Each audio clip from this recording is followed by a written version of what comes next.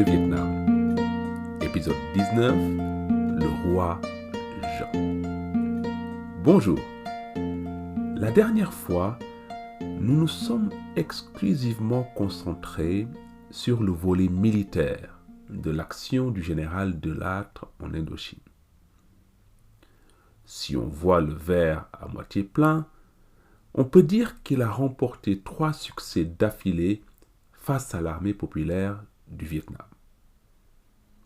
Mais si on voit le verre à moitié vide, on peut dire qu'il a juste sauvé les meubles, après le nadir qu'a été la RC4. Mais gagner des batailles n'est pas le seul élément sur la feuille de route du dictateur De Lattre. Je dis dictateur au sens latin du terme, vous l'aurez compris. Il y a aussi sur la feuille de route un État associé du Vietnam à soutenir et une armée nationale du Vietnam à construire. Alors aujourd'hui, je voudrais me concentrer sur les aspects qui ne sont pas exclusivement militaires de l'année De Lattre. Je dis qu'ils ne sont pas exclusivement militaires parce que dans un pays en guerre, il est impossible de séparer le militaire du politique et vice-versa. Pour commencer, repartons donc des 3 grandes victoires inaugurales de Lattre. La première, Vignène, a eu lieu à un moment où De Lattre avait à peine eu le temps de faire le tour du propriétaire. La deuxième et la troisième sont survenues et il a repoussé les assauts du général Giap. Et avec son sens des relations publiques, De Lattre a su aussi donner à ses victoires le plus grand retentissement. Mais comme nous l'avons dit la dernière fois, la mort de son fils lors de la bataille du fleuve Dey en mai 1951 marque une cassure nette dans la psyché de Lattre. Et cela va affecter le reste de son mandat. Parce que c'est vraiment à son retour de France, après avoir enterré son fils, que De Lattre a le temps de s'occuper d'autre chose que de la guerre. Et il se met au travail d'arrache-pied. Son principal objectif, c'est de sécuriser encore plus le delta, en luttant contre les infiltrations du Viet Minh. Alors, il accélère la construction de la ligne De Lattre. Ce réseau de postes fortifiés censé être un obstacle infranchissable pour un éventuel envahisseur. En plus de ça, De Lattre ordonne des ratissages permanents pour nettoyer les campagnes du delta de ce qu'on appelle à l'époque la pourriture, c'est-à-dire le Viet Minh qui s'infiltre.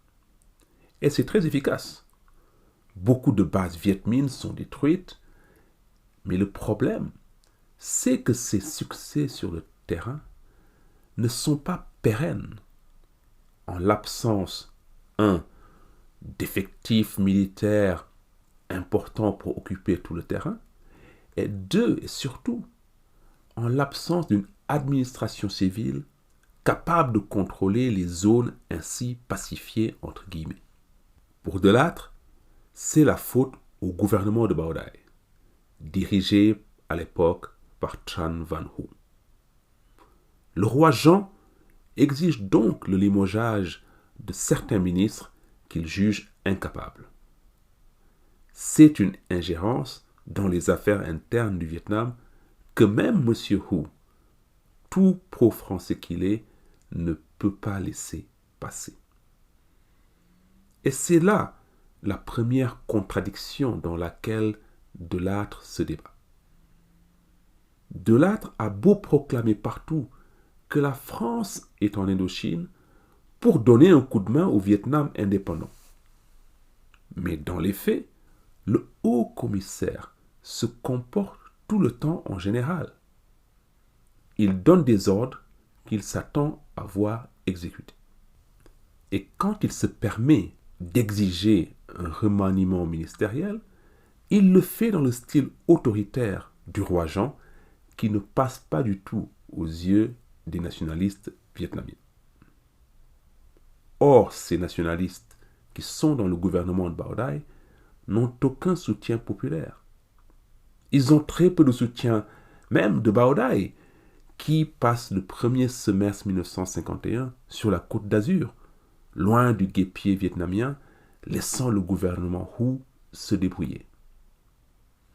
Et ce manque de soutien, on peut le comprendre, car le gouvernement de Bảo Đại est complètement à la remorque de la France, alors que le Viet Minh, de notre côté, garde l'aura de la résistance.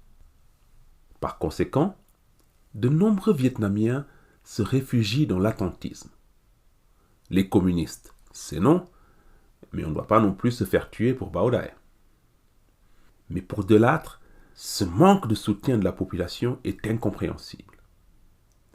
Et le thème de l'ingratitude des Vietnamiens envers la France est un thème récurrent de ses interventions de l'été 1951. En gros, il dit « Les gars, je suis venu ici pour vous aider et il n'y a même pas un merci. Je monte une armée pour lutter contre Ho Chi Minh et personne ne s'engage. Et pire, on me poignarde dans le dos. » Et oui, De Lattre va même jusqu'à mettre la mort de son fils sur le dos de Monseigneur Thu, évêque de Phat Diem. Cet évêque, bien que rallié à Bảo Đại, se montre très hostile au haut-commissaire. Du coup, De Lattre l'accuse d'avoir rendu possible les attaques Viet Minh sur le fleuve Day qui ont coûté la vie à son fils. Cette frustration de Lattre, elle naît aussi de l'autre grand chantier sur lequel il doit travailler, c'est-à-dire la construction d'une armée nationale vietnamienne. Cette construction se révèle beaucoup plus ardue que prévu. Et pour quelle raison? Eh bien, comme nous l'avons dit plus haut, la classe moyenne vietnamienne ne se précipite pas pour enrôler ses enfants dans l'armée de Bảo Đại. Et De Lattre le leur fait remarquer brutalement lors d'un discours fameux en juillet 1951 à l'occasion de la distribution des prix au lycée Chaslou Loba à Saigon. Il s'adresse aux jeunes Vietnamiens en leur disant, je cite, « Au nom de l'avenir du Vietnam, soyez des hommes, c'est-à-dire, si vous êtes communiste, rejoignez le Viet Minh.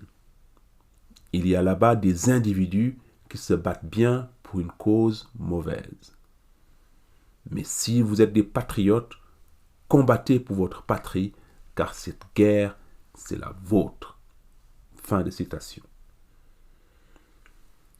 De Lattre veut donc que les Vietnamiens participent à la guerre. Et en juillet 1951, il impose à Bảo Đại et au Premier ministre Hue de décréter la mobilisation générale et la conscription obligatoire de 60 000 hommes. Pour former les cadres, des écoles d'officiers sont créées par exemple à Dalat, à Tu Duc et à Nam Dinh. Problème, encore une fois, les bourgeois et la classe moyenne ne sont pas prêts à mourir pour Bảo Đại. Un seul exemple pour vous donner une idée du problème. Des 500 candidats sélectionnés pour la première promotion de l'école des cadres de Nam Dinh et de Tu Duc, seule la moitié se présente. Il y a des exceptions, bien sûr, et j'en ai trouvé une dans les mémoires de Lam Quang Thi, futur général de l'armée de la République du Vietnam, qui entre à l'école de Dalat en 1951. Dans ses mémoires, le général Thi cite le discours de Lattre mentionné plus haut comme catalyseur de son engagement. Mais son cas est une exception. Mike Elliott, dans ses mémoires de famille The Sacred Willow, raconte les mésaventures de son père à l'époque. Celui-ci est alors adjoint au gouverneur du Tonkin. Et il lui incombe donc de mettre en œuvre sur le terrain la conscription obligatoire. Mais il éprouve toutes les difficultés du monde à recruter. Les paysans lui disent ce qu'on a déjà dit. Mais pourquoi irions-nous risquer nos vies contre d'autres Vietnamiens pour maintenir les Français au pouvoir? En plus, le Viet Minh promet de redistribuer les terres. Alors votre armée, monsieur, bon. Du coup, qu'est-ce qu'on fait? Eh bien, ça va être la contrainte. Le gouverneur assigne un quota de recrues à chaque province et au chef de province de se débrouiller pour remplir ces quotas. Résultat, les effectifs augmentent. On passe de 65 000 hommes en 1951 à environ 120 000 en janvier 1952. Mais la raison pour laquelle les effectifs croissent, c'est que 1. Les paysans acceptent la solde quelquefois, mais 2. S'ils ne l'acceptent pas, eh bien on leur force la main, tout simplement. Ces paysans, ce sont eux aussi qui composent l'armée populaire de ZAP. Parlons donc maintenant de ce qui se passe en zone RDVN. Après avoir échoué à prendre le delta, la RDVN a décrété un retour à la stratégie de guérilla. Il n'y a donc pas d'affrontement majeur à partir de juin 1951. Mais les attaques sur les convois continuent, ainsi que les embuscades et les assassinats ciblés. Le plus retentissant est l'attentat qui coûte la vie au général Chanson, commandant au sud du Vietnam en août 1951. Et c'est un autre coup dur pour Delattre, qui perd là un de ses collaborateurs les plus compétents.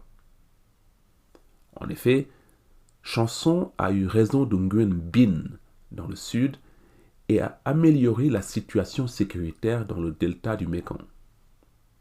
Soit dit en passant, Nguyen Binh, le vieux militant VNQDD choisi par Ho Chi Minh en 1945 pour mener la guérilla au sud, meurt lui aussi dans une embuscade en septembre 1951.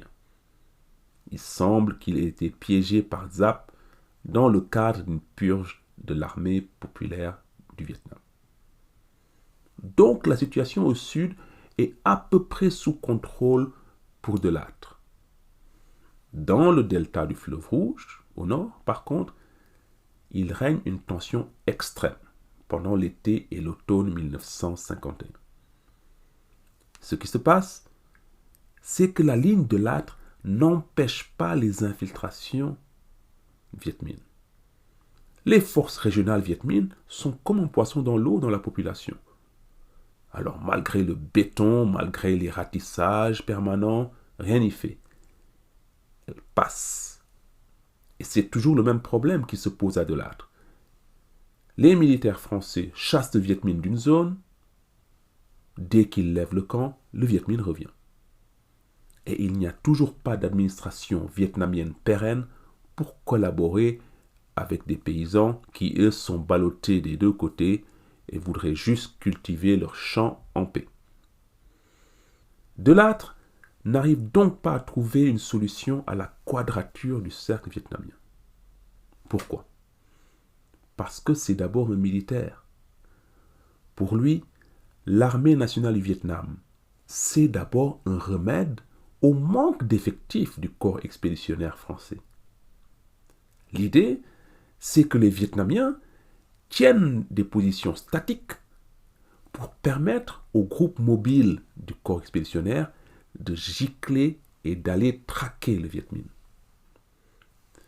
L'armée de Bao Dai n'est donc pas un signe de souveraineté accrue de l'État associé du Vietnam.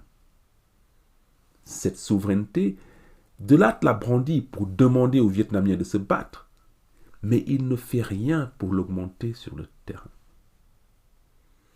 En plus, ça n'aide pas que la scène politique nationaliste soit très divisée. Les sectes Hoa Hao et Cao Dai prêchent chacune pour leur paroisse. Le parti Dai Viet est plutôt nordiste et s'oppose systématiquement aux sudistes que sont messieurs Hu et messieurs Tam. Delattre, général habitué à commander et à être obéi, n'a ni la patience, ni l'entre-gens nécessaires pour arbitrer les querelles des nationalistes vietnamiens. Il ne traite pas les nationalistes vietnamiens en partenaires, mais soit en subordonnés, qui n'exécutent pas les ordres comme il faut, ou pire, en ingrats qui n'ont aucune reconnaissance alors que la fine fleur de la France meurt en Indochine. Par exemple, son fils. Et là, je repense aux paroles de Bảo Đại à De Gaulle, qu'on a citées à l'épisode 6. Je cite, « Nous pourrions si facilement nous entendre si vous vouliez cesser de prétendre devenir nos maîtres. » Fin de citation. C'est donc en général que Delattre réagit aux infiltrations profondes du Viet Minh dans le delta du fleuve Rouge.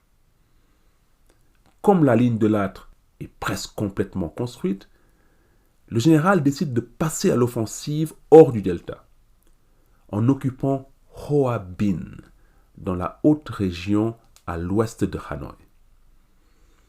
Cette ville offre 3 avantages.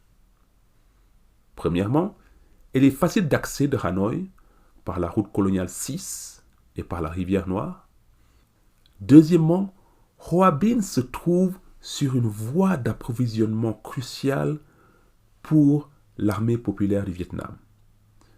C'est là que transitent les armes depuis la Chine et le riz qui vient du sud du pays. Enfin, troisièmement, Hoa Binh est la capitale du pays Muong, minorité ethnique ralliée à la France par méfiance envers les Viettes. Delattre donc attaque en déclarant, je cite, « Je lance un défi à Giap ». Et c'est le 14 novembre 1951 que les paras français prennent Hoa Binh sans rencontrer de résistance. Delattre triomphe et s'écrie alors, je cite, « J'ai saisi l'ennemi à la gorge ». Fin de citation. Mais c'est une victoire trompeuse, car les unités de Giap se sont dérobées et ont refusé le combat. Néanmoins, 1 mois plus tard, elles sont prêtes au combat. Et le général Giap ordonne aux divisions 304, 308 et 312 de converger sur Hoa Binh, tout en lançant les divisions 316 et 320 dans le delta, c'est-à-dire sur les arrières des Français. Alors certes, l'armée populaire n'arrive pas à reprendre Hoa Binh, mais elle réussit à couper les axes fluviaux et routiers qui mènent à la ville. S'ensuivent des combats, des séries de combats meurtriers pour contrôler ces axes justement, mais aussi une situation sécuritaire dans le delta qui se détériore de plus en plus. Le commandement français décide donc d'évacuer Hoa Binh pour se concentrer sur la défense du delta. Le repli des 20 000 soldats du corps expéditionnaire est ordonné en février 1952 par le général Salan. Aussitôt fait, le Viet Minh réoccupe immédiatement Hoa Binh et pérennise l'axe logistique nord-sud qui y passe.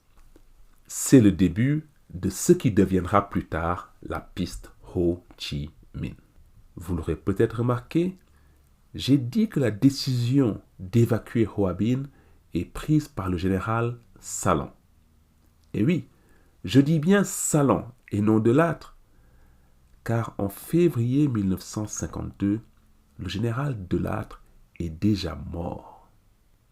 Il a quitté le Vietnam après avoir visité Hoa Binh le 19 novembre 1951 pour des consultations au sommet, dit-il. En réalité, Delattre est gravement malade d'un cancer et il succombe à Paris le 11 janvier 1952 sans connaître la réponse de Giap à son défi. Ainsi donc s'achève l'année Delattre. Parenthèse, répit, chant du cygne, comment la qualifier? À son actif, Delattre à lui tout seul a redressé la barre et empêché Ho Chi Minh de fêter le nouvel an 1951 à Hanoï. Ensuite, on l'a vu, il a mis sur les rails l'armée nationale vietnamienne en cours de formation avec à sa tête le général Hinh, lieutenant-colonel de l'armée de l'air française et fils de Nguyen Van Tam. Delattre a aussi essayé de mobiliser la population pour soutenir plus activement la guerre contre la RDVN. Au passif du bilan, on pourrait remarquer que les victoires de Delattre ont été de fausses victoires.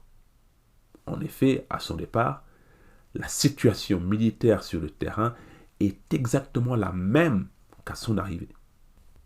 D'autre part, ces méthodes autoritaires, pour ne pas dire dictatoriales, ont aliéné beaucoup de Vietnamiens dont les aspirations à l'indépendance n'ont jamais été prises en compte par le haut-commissaire. Et en cela, on peut dire que Delattre est de la même étoffe que Pignon, Bollard, Dargentlieu ou même les hauts-commissaires d'avant-guerre. Son objectif, c'est de garder l'Indochine dans l'Union française. Et puis, c'est tout. Cet objectif l'a conduit à se dépenser sans compter pour pousser les Américains à s'impliquer financièrement et matériellement encore plus dans la guerre. Et là, son héritage est importantissime. Il a réussi à convaincre les Américains que le Vietnam et la Corée étaient les deux fronts d'une même guerre. Quand il meurt en 1952, les Américains sont impliqués plus que jamais et ils règlent déjà 50% de la facture française.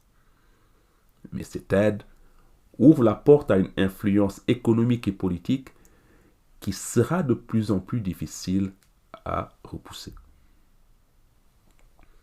Dans son quartier général de la Haute-Région, le général Zapp a sûrement souri en apprenant la mort de Delattre. Il a eu raison d'un 5e général après Leclerc, Valluy, Blaiseau et Carpentier. Le général Delattre est promu maréchal à titre posthume.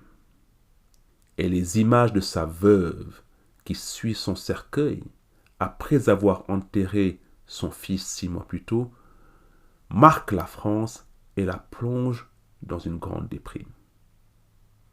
La question qui se pose est donc la suivante. Si Delattre n'y est pas parvenu, qui peut y parvenir? Mais surtout, parvenir à quoi? L'indépendance du Vietnam ou le maintien de l'Indochine française?